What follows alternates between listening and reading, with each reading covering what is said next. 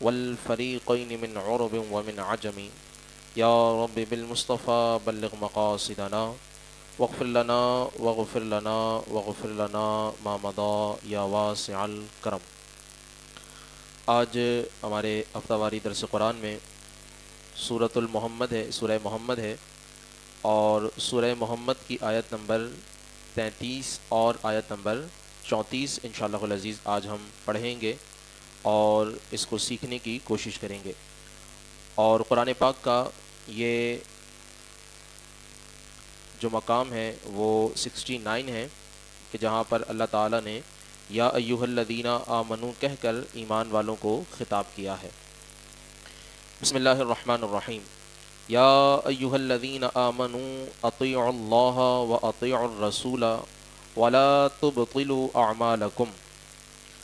اللہ تعالیٰ نے ارشاد فرمایا، اے ایمان والوں، اللہ کی اطاعت کرو اور اس کے رسول کی اطاعت کرو اور اپنے اعمال کو برباد مت کرو۔ ان الذین کفروا وصدوا عن سبیل اللہ، اور بے شک وہ لوگ کہ جنہوں نے کفر کیا اور اللہ کے راستے سے روکا، ثم ماتوا وہم کفار، اور وہ اس حالت میں مر گئے کہ وہ کافر تھے، فلن یغفر اللہ لہم، تو اللہ تعالیٰ نے فرمایا کہ اللہ تبارک و تعالیٰ ان لوگوں کو کبھی بھی معاف نہیں فرمائے گا، ان کی کبھی بھی بخشش نہیں فرمائے گا۔ یہ دو آیت مبارکہ میں نے آپ کے سامنے پڑھی ہیں، سورہ محمد کی آیت نمبر 33 اور آیت نمبر 34۔ پہلی آیت میں اللہ تعالیٰ نے فرمایا، اے ایمان والوں، اللہ کی اور اس کے رسول کی اطاعت کرو اور اپنے اعمال برباد نہ کرو۔ اگر آپ دیکھیں تو اس آیت مبارکہ میں بنیادی طور پر دو باتوں کا ہم لوگوں کو حکم دیا گیا ہے، دو چیزوں کا ہم پر جو ہے وہ لازم قرار دیا گیا ہے، دو باتیں ہم نے اور دو حکم ہم نے ماننے ہیں۔ سب سے پہلے تو اللہ تعالیٰ نے فرمایا، اطیعوا اللہ و اطیعوا الرسول، تم اللہ کی اطاعت کرو اور اس کے رسول صلی اللہ علیہ وسلم کی اطاعت کرو۔ اگر آپ قرآن پاک کا مطالعہ کریں گے، قرآن پاک کو پڑھیں گے، تو آپ کو جگہ جگہ یہ اسلوب نظر آئے گا کہ اللہ تعالیٰ نے اپنی اطاعت کرنے، اپنی فرما برداری کرنے اور ساتھ ہی میں نبی پاک علیہ الصلوۃ والسلام کی فرما برداری کرنے کا بھی حکم ارشاد فرمایا ہے۔ یعنی جہاں پر اللہ تعالیٰ نے اپنی اطاعت کا حکم دیا ہے، وہیں پر ساتھ ہی نبی پاک علیہ الصلوۃ والسلام کی اطاعت کا بھی حکم ارشاد فرمایا ہے۔ اور چند ایک مقام میں آپ کے سامنے اگر ذکر کروں تو اللہ تعالیٰ نے فرمایا، وَمَن يُطِعِ اللَّهَ وَرَسُولَهُ وَيَخْشَ اللَّهَ وَيَتَّقْهِ فَأُولَٰئِكَ هُمُ الْفَائِزُونَ۔ فرمایا وہ لوگ کہ جو اللہ اور اس کے رسول کی اطاعت کرتے ہیں، جو اللہ اور رسول کی اطاعت کرتا ہے، تقوی اختیار کرتا ہے اور اللہ تعالیٰ سے اس کی ناراضگی سے ڈرتا ہے، فرمایا فَأُولَٰئِكَ هُمُ الْفَائِزُونَ، تو یہ وہ لوگ ہیں کہ جو ہمیشہ کامیاب ہونے والے ہیں، یہ کامیاب ہونے والے لوگ ہیں۔ پھر دوسری جگہ فرمایا گیا، وَمَن يُطِعِ اللَّهَ وَرَسُولَهُ فَقَدْ فَازَ فَوْزًا عَظِيمًا۔ فرمایا جس نے اللہ رسول کی اطاعت کی تو تحقیق اس نے بہت بڑی کامیابی کو حاصل کیا۔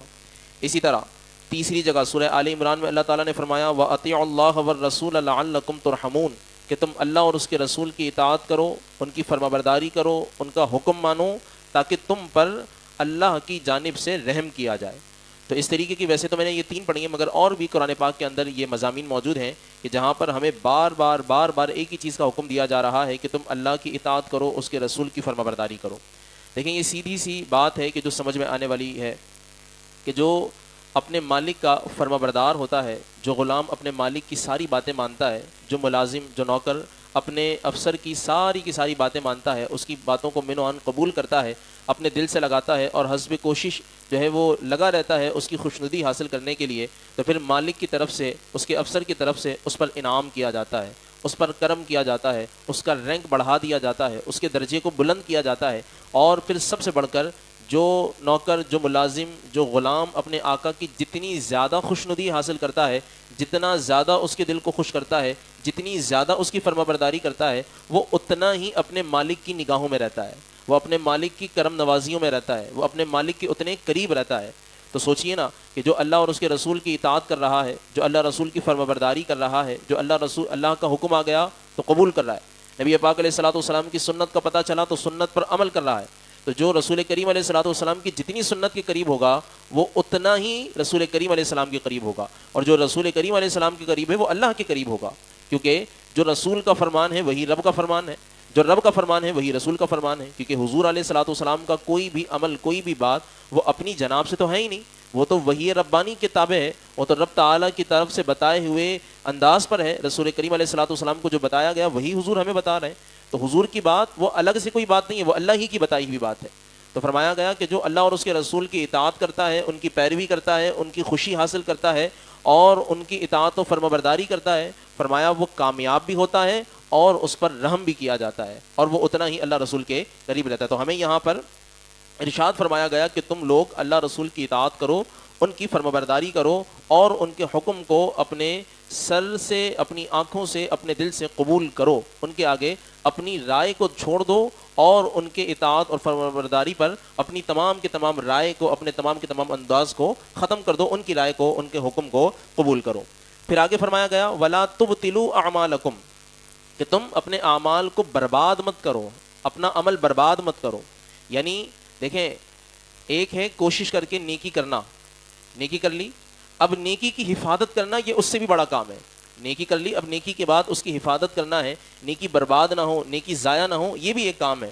جیسے کمانا ایک کام ہے، کمانے سے زیادہ اس کمائے ہوئے کو سنبھالنا یہ بھی ایک کام ہے. تو جب تم نے محنت کی، مشقت کی، کوشش کی، اپنی بساط برابر جو ہے وہ تم نے تمام کے تمام اپنی جان لگا کر ایک نیکی کا کام کر لیا، تو اب تم کیا کرو، اس نیکی کے کام کی حفاظت بھی کرو. وہ جو ثواب ملا ہے اس کو سنبھال کر رکھو، اسے ضائع مت ہونے دو.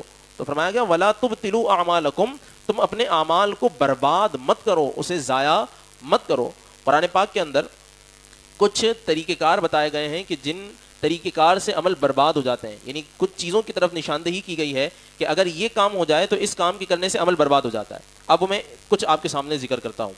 جیسا کہ سورہ آراف میں اللہ تعالیٰ نے ارشاد فرمایا سب سے پہلی چیز کہ جو عمل کو برباد کر دیتی ہے، ثواب کو اکارت کر دیتی ہے اور تمام کا تمام کیا کرایا سب برابر ہو جاتا ہے. فرمایا سب سے پہلی جو چیز ہے، فرمایا وَالَّذِينَ كَذَّبُوا بِآيَاتِنَا وَلِقَاءِ الْآخِرَةِ حَبِطَتْ أَعْمَالُهُمْ هَلْ يُجْزَوْنَ إِلَّا مَا كَانُوا يَعْمَلُونَ. فرمایا جنہوں نے ہماری آیتوں اور آخرت کی ملاقات کو جھٹلایا تو ان کے تمام اعمال برباد ہوئے، انہیں ان کے اعمال کا بدلہ دیا جائے گا. یعنی پہلی چیز کہ جو عمل برباد کرتی ہے وہ ہے کفر، وہ ہے شرک، یعنی رب تعالیٰ کے ساتھ کسی کو شریک قرار دے دینا یا رب تعالیٰ کے ساتھ کفر کر دینا. تو کوئی کفریہ کلمہ بک دینا، کوئی کفریہ کام کر دینا، یہ وہ چیز ہے کہ جس کی وجہ سے ساری کی ساری زندگی کے اعمال تباہ و برباد ہو کر رہ جاتے. تو پہلی چیز قرآن پاک نے بتایا کہ کفر عمل کو برباد کر دیتا ہے.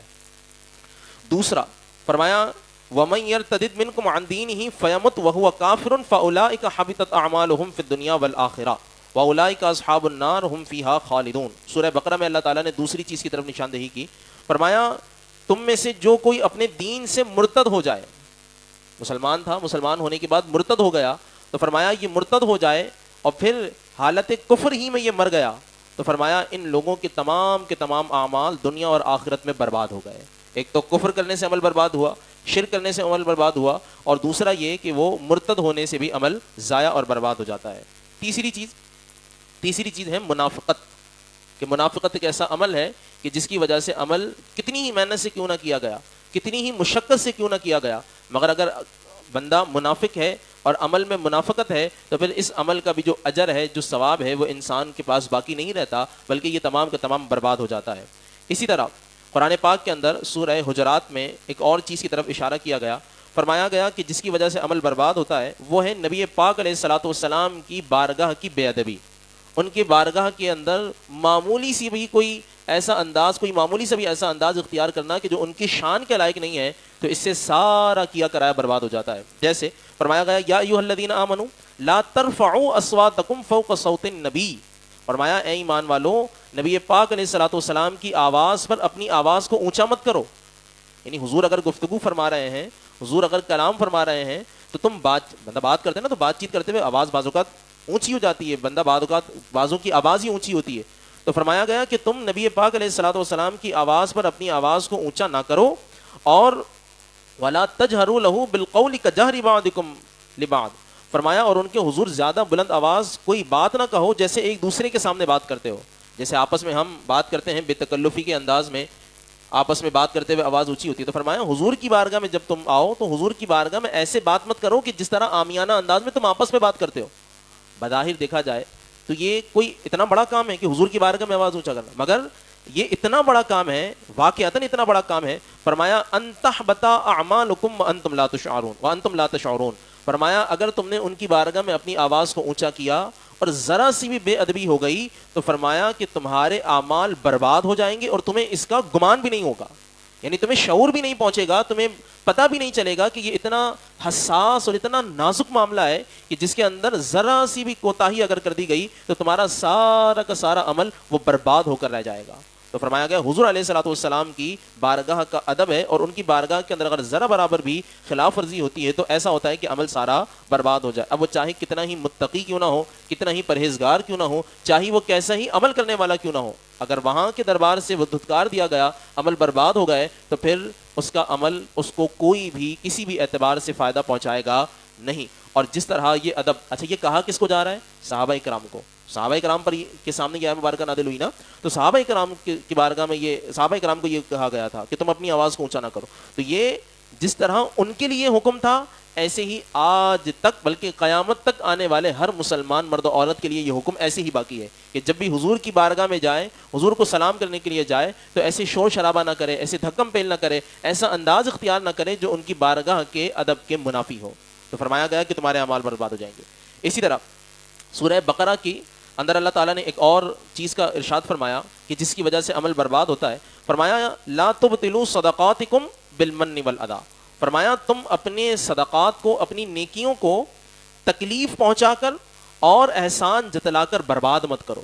یعنی انسان نے کوئی نیکی کی، کوئی خیر کا کام کیا، کوئی بھلائی کا کام کیا، اور جس کے ساتھ نیکی کی، جس کے ساتھ بھلائی کی، جس کے ساتھ جو ہے وہ اچھا برتاؤ کیا، اب اس پر انسان اپنا احسان جتا رہا ہے اور اس کو بتا رہے ہیں کہ یہ میں نے کیا ہے تمہارے ساتھ، ٹھیک ہے، اس پر اپنے آپ کو برتری کا اظہار کرا رہا ہے اور اس کو نچلا دکھانے کی کوشش کر رہا ہے. تو فرمایا گیا کہ احسان جتانے سے اور دوسرا تکلیف پہنچانے سے، کہ میں نے آپ کے ساتھ نیکی کی تھی لہذا اب آپ کو کوئی حق نہیں پہنچتا کہ آپ میرے ساتھ دسترخوان پر بیٹھ کر کھانا کھا سکیں، آپ جو ہے وہ میری آنکھوں میں آنکھیں ڈال کے بات کر سکیں، ٹھیک ہے، آپ کو کوئی حق نہیں پہنچتا کہ میری رائے کے مخالف جا سکیں. تو یہ جو انداز ہوتا ہے نا کہ کسی پر احسان کیا تو اب اس کی آنکھوں سے جو ہے نا وہ عزت اور شرم ہی ہم نے ختم کر دی ہمارے لیے، اب اس کے دل میں کوئی عزت ہی باقی نہیں رہی. تو فرمایا نہیں، ایسے اگر کرو گے تو تمہارا عمل جتنی بھی تم نے محنت کی ہو، جتنی بھی مشقت کی ہو، فرمایا یہ تمہارا عمل برباد ہو جائے گا، تم کو فائدہ نہیں دے گا. اور چھٹا قرآن پاک کے اندر جو عمل کے برباد ہونے کی ایک صورت بیان کی گئی، فرمایا من کان یرید الحیات الدنیا وزینتها نوفی الیہم اعمالہم فیہا وہم فیہا لا یبخسون. فرمایا جو دنیا کی زندگی اور اس کی زینت چاہتا ہے تو ہم دنیا میں انہیں اس کے اعمال کا بدلہ پورا دیں گے. اور اولئک الذین لیس لہم فی الآخرۃ الا النار، اور آخرت میں اس کے لیے کچھ بھی نہیں ہوگا سوائے آگ کے. دنیا میں انسان نے نیک کام کیا، اچھا کام کیا، خیر کا کام کیا، مگر ساتھ میں وہ کام کیا کس کے لیے تھا؟ لوگوں کے لیے کیا تھا، ریاکاری کے لیے کیا تھا، لوگوں پر اظہار کرنے کے لیے کیا تھا، لوگوں کو دکھانے، بتانے اور جتلانے کے لیے کیا تھا. تو فرمایا اولئک الذین لیس لہم فی الآخرہ، فرمایا آخرت میں ان لوگوں کے لیے کسی بھی قسم کا کوئی بھی اجر نہیں ہوگا. آخرت میں ان کو جو ملے گا فرمایا وہ انہیں صرف جہنم کی آگ ملے گی. وحبط ما صنعوا فیہا وباطل ما کانوا یعملون. فرمایا جو کچھ انہوں نے کیا تھا وہ تمام کا تمام برباد ہو چکا، اور آخرت اور وہ تمام کا تمام جو کام کیا تھا وہ ان کا تمام کا تمام عمل ختم ہو چکا، برباد ہو چکا، آخرت میں ان کے لیے کچھ بھی اجر نہیں ہے. تو یہاں پر میں نے جو چیزیں آپ کے سامنے ذکر کی ہیں کہ جو ہمیں بتاتی ہیں، جو ہمیں سکھاتی ہیں، جو ہمیں مزید جو ہے وہ ہمیں اپنے عمل کی طرف غور کرنے کی طرف توجہ دلاتی ہیں کہ ہم نے سب سے پہلے تو اللہ رسول کی اطاعت کرنی ہے، دوسرا خیر کا کام کرنا ہے، نیکی کا کام کرنا ہے، بھلائی کرنی ہے، اور بھلائی کرنے کے ساتھ ساتھ اس بات کا بھی خیال کرنا ہے کہ اس پر جو ملنے والا میرا اجر ہے وہ میرا اجر برباد نہ ہو، وہ میرا عمل ضائع نہ ہو. سوچئے نا اس مزدور کی مشقت کا اور اس کی مایوسی کا عالم کیا ہوگا کہ اس نے پورے دن چلچلاتی ہوئی دھوپ میں محنت کی، پورے دن محنت مشقت کر کے اپنے خون پسینہ بہا کر ایک کیا، اور جس تھیلی میں اس نے اپنی اجرت رکھی تھی، جس تھیلی کے اندر اس نے اپنی جو ہے وہ کمائی رکھی تھی، وہ تھیلی جب آ کر اس نے دیکھا تو پتہ چلا کہ وہ تھیلی تو نیچے سے پھٹی ہوئی تھی، اور جتنی بھی اس کو محنت پر اس کی جو اجرت ملی تھی وہ تو ساری کی ساری ضائع ہو چکی. تو اس کو رات کو اپنے بستر پر جو مایوسی ہوگی، جو افسوس ہوگا، جو دکھ ہوگا کہ میں نے سارا دن محنت کیا، سارا دن میں نے اپنا خون پسینہ ایک کیا، پھر مجھے اجرت ملی اور وہ اجرت میرے کسی کام ہی نہ آئی، اور وہ ساری کی ساری ضائع اور برباد ہو گئی. تو فرمایا گیا کہ اس مایوسی سے بچو، اس جو ہے نا وہ عمل سے بچو، اور وہ عمل سے بچنے کا طریقہ کار یہ ہے کہ تم اپنے اعمال کو برباد نہ کرو. آگے جو آیت نمبر 34 ہے اللہ تعالیٰ نے فرمایا ان الذین کفروا وصدوا عن سبیل اللہ، فرمایا جنہوں نے کفر کیا اور اللہ کی راہ سے روکا، ثم ماتوا وهم کفار، اور اس حالت میں مر گیا کہ وہ کافر تھا، فلن یغفر اللہ لہم، تو اللہ تعالیٰ ایسے شخص کی بخشش اور مغفرت نہیں فرمائے گا. یعنی کافر ہے، اور وہ کافر کہ جس نے بھلے دنیا میں اچھے کام کیے، بہت سارے جو ہے نا فلاحی کام کیے، رفاہی کام کیے، ہاسپٹل بنائے، مختلف کام کیے، فرمایا اگر تو وہ کافر تھا. اس کی مثال یوں سمجھیے کہ ایک پتا ہے کہ جو درخت کی جڑ کے ساتھ لگا ہوا ہے، اور ایک پتا ہے کہ جو ہرا بھرا ہے پر جڑ کے ساتھ نہیں ہے. تو جو ہرا ہے مگر وقت کے ساتھ ساتھ کیا ہوگا، وہ خشک ہو جائے گا اور وہ صرف اور صرف جلانے کے کام آئے گا، اس کا کوئی فائدہ نہیں ہوگا. تھوڑی دیر کے لیے وہ ہرا ضرور رہے گا، درخت کی جڑ سے وہ الگ ہے، ٹہنیوں سے الگ ہے وہ پتا، اور خالی پتے پڑے ہوئے، تو وہ اگرچہ تھوڑی دیر کے لیے ہرے ضرور رہیں گے مگر ان کے ہرے ہونے کا فائدہ نہیں ہوگا، آخرکار وہ سوکھ کر جلنے اور جلانے کے کام آئیں گے. جبکہ دوسری طرف ایک معمولی سی ٹہنی ہے، نازک سی ٹہنی ہے، اور اس پر لگے ہوئے چند پتے ہیں، تو وہ سدا بہار ہرے بھرے رہیں گے، ان کی زندگی ان کے مقابلے میں زیادہ ہوگی. تو ایسے ہی کہ جو کافر ہے اس کی مثال ایسے ہے کہ جو بے تنے کے موجود پتے ہیں صرف، یعنی اس کا جو بھی کام ہے، جو بھی نیکی ہے، جو بھی بھلائی ہے، اس کو کوئی اثر نہیں ملے گا، اس کا کوئی فائدہ نہیں ملے گا. کیوں؟ کیونکہ اس کو جو توانائی ملنی تھی ٹہنیوں سے، درختوں کی جڑوں سے، وہ تو ہے ہی نہیں، وہ تو زمین پر پڑے ہوئے صرف خالی ہرے پتے ہیں. تو وہ تھوڑی دیر کے لیے ہرے ضرور رہیں گے پر وہ کسی نفع کے قابل نہیں ہے. تو فرمایا کہ کافر ہو کر مرا اور اس نے کفر کیا، تو فرمایا اللہ تعالیٰ اس کی بخشش و مغفرت نہیں فرمائے گا. ہمارے ہاں ایک یہ بھی مسئلہ سیکھنے کی ضرورت ہے کہ کسی کافر کا انتقال ہوتا ہے، کسی اس قسم کے بندے کا انتقال ہوتا ہے، تو ہم لوگ اس کے لیے دعائیں مغفرت کرنے لگتے ہیں بعض اوقات. تو یاد رکھیے گا صرف اور صرف مسلمان کے لیے مغفرت کی دعا ہو سکتی ہے، کافر کے لیے مغفرت کی دعا نہیں ہو سکتی. صرف اور صرف مومن کے لیے، صرف مسلمان کے لیے مغفرت کی دعا ہو سکتی ہے، کسی کافر کے لیے مغفرت کی دعا نہیں ہو سکتی. یہ قرآن پاک کا فیصلہ ہے. فرمایا فلن یغفر اللہ لہم، اللہ اس کی مغفرت نہیں کرے گا. کیوں؟ کیونکہ وہ کفر پر گیا ہے. وہ سب سے بڑا گناہ، چاہے اس نے کتنی ہی نیکیاں کیوں نہ کی ہو، مگر سب سے بڑا گناہ اپنے دامن میں لے کر گیا اور وہ ہے کفر. لہذا کافر کے مرنے پر آپ دیکھتے ہیں کہ سوشل میڈیا پر وہ ہیش ٹیگ لگنا شروع ہو جاتے ہیں، rest in peace, rest in peace, rest in peace. تو یہ جنت میں اللہ تعالیٰ اس کو جنت میں لے جائے، اس کو جنت میں، ارے وہ جنت کو مانتا ہی نہیں ہے، ہاں وہ پیس کو، وہ ہیون کو مانتا ہی نہیں ہے، اور ہم جو ہے نا اس کو پتہ نہیں کس محبت میں اس کو جنت پہنچانے کے پیچھے لگے پڑے ہوتے ہیں. بھائی وہ مانتا ہی نہیں ہے.